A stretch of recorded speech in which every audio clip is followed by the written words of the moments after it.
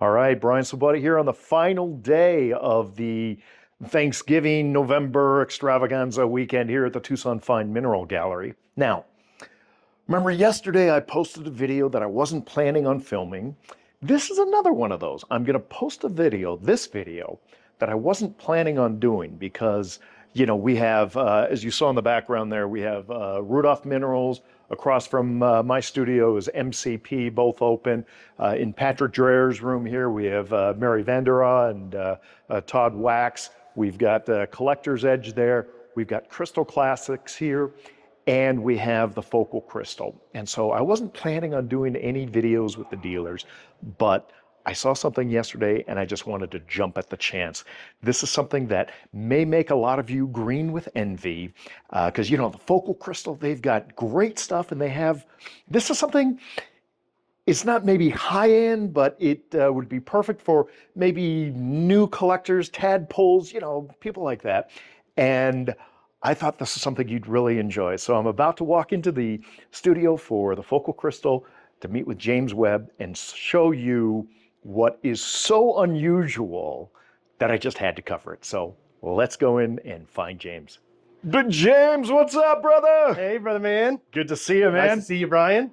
Really thrilled that you're here. I mean, it's been a great week, and I think you've had a great show, and we're having a lot of fun. Yes. But you brought something to the show, the likes of which I have never seen before, perhaps we'll never see again, and you were the only dealer that I'm doing an interview with because this is so bloody unusual. Pretty unique. And I don't think it's going to last till Tucson. Right. So set it up for us. Yeah, so some friends of mine over in California, they go and they dig up the halite and trona specimens over at Searles Lake and Owens Lake. Okay. And this past year, they found an area where there was a freshwater marsh kind of near the lake, and when the lake came up out of its banks, it inundated this little freshwater marsh area with... Now, the lake was a saltwater lake, right? The lake was a freshwater lake. The Owens Lake is a salty, briny... Gotcha, right, yeah. right. So they get to digging around in there, and they find these incredible pseudomorphs of salt after toad, or trona after toad.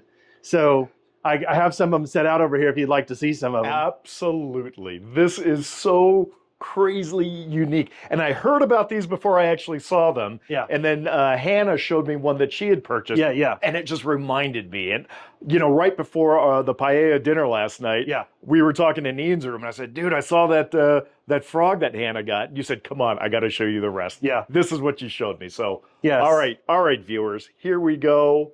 James. Let's zoom in on some of these things. So you can see these little frogs are completely replaced by salt, and some of them are quite aerial and three-dimensional. Really have a lot of life to them. Some of them appear to be swimming. I love these. These are so cool. Look at the little face on that little dude.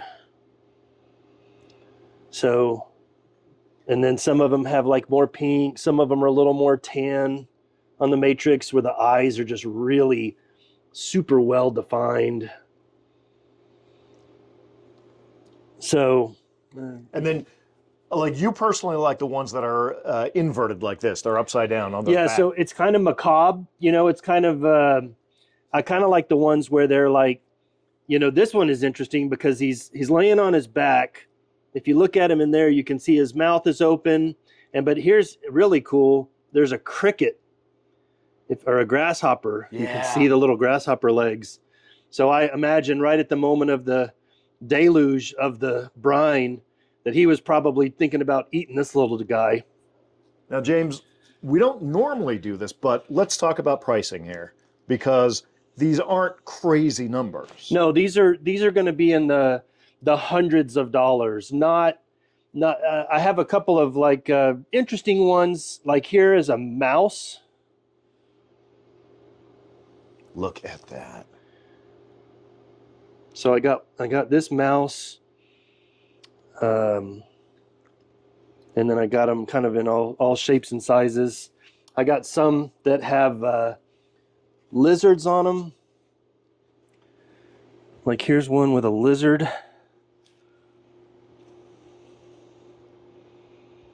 You can see his little eyes. This one's perched really nice. Kind of like he was in, so cool. like in mid-jump right there. This one, the frog looks like he's closing in on a moth.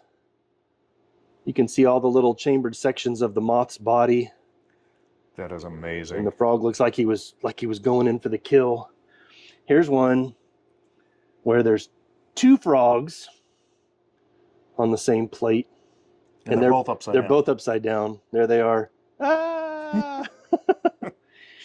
And then this one is really good because he's really perched and super complete. I think this is actually probably my favorite one, just because he's up on all fours and you can actually see underneath him. Yeah, you can see completely underneath him, and look at his little face.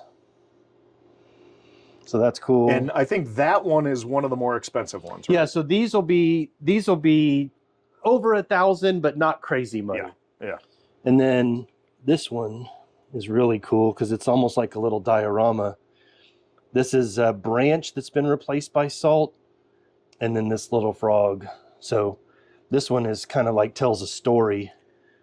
You know, was he up in the branch? Was the branch down in the water? It's got the really cool pink halite trona combination, twigs and branches.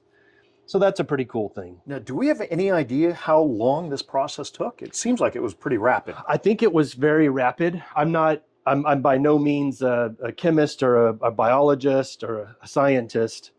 My degree is in marketing, and I thought that these things were so cool. And it's not what we normally deal in, but we love natural curiosities and the things that nature produces. And I really love that one too. Yeah, he's really flying. Yeah. I mean, there's a lot of motion in that, and that's another one that I think is just absolutely fantastic. I love. Yeah. So this one I have, just so people can see, I've priced this one at $800. Yeah. Yeah. So I mean, these things by and large are under $1,000. And yesterday we were kind of joking around, and I was like, man, this is like the amphibious Pompeii collection that's been offered for the first time. Yeah. Because it certainly has that feeling. Yeah, so here you go. This is Trona replacing mouse, Owens Lake. And this was a one-time find. They get the crystallized Trona and halite pretty regularly, but this is the first time they found all these little animals that have been inundated with the salt and turned into little fossils. And this is just a sample of what you have. This is just 4 flats.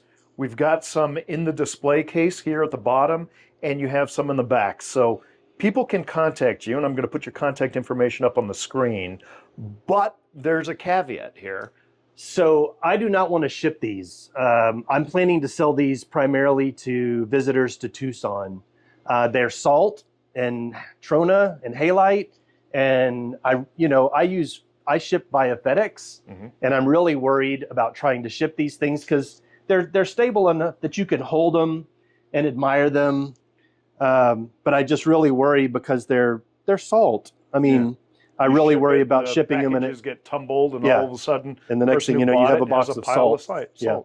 And you also commented to me yesterday about the collector taking this into a humid environment, if that's where they live. Right. So I think that, if you live in California, Arizona, New Mexico, someplace where it's fairly dry, I think these things are going to be just fine. I live in Houston, Texas, and we're at sea level, and it's about 90% humidity there most of the time. So I think these things are going to be great for Western United States. If you got a certain case that you could somehow extract all the moisture out of it and sealed it in the case, then it could go anywhere. Yeah. But just on display on a shelf in a high humid area like Houston or Honolulu probably wouldn't be good. Right. But if people want to get it, you shared this with me yesterday, they can contact you and they can make arrangements to pick it up in January, February when you're here for the next Tucson show? Yes, so we'll be back here in Tucson around sometime between the 20th and 24th, I'm thinking, of January. Okay, all right. And if you want to get one of these and reserve it and set it aside, I'm happy to do that.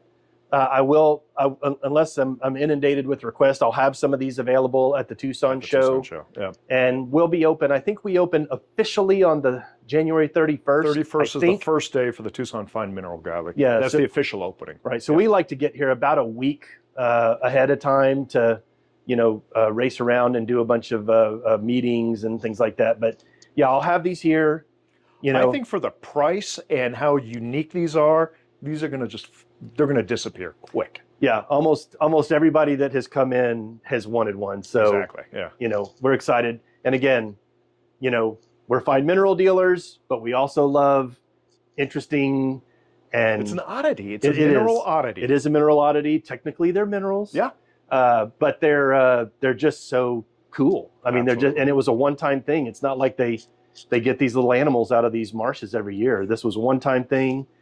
This is a very good sampling of the pieces I'm working spectacular. on. They are spectacular. The details in them. Yeah. I love it. And so, when I get really excited about something, again, I told you yesterday, I was telling the viewers earlier, I wasn't planning on filming any dealers, but this is so bloody unique, so limited, and such an incredible price. I had to put this online. So thanks, everybody. All right, brother. See you, Good man. to see you. Take Y'all care. be good.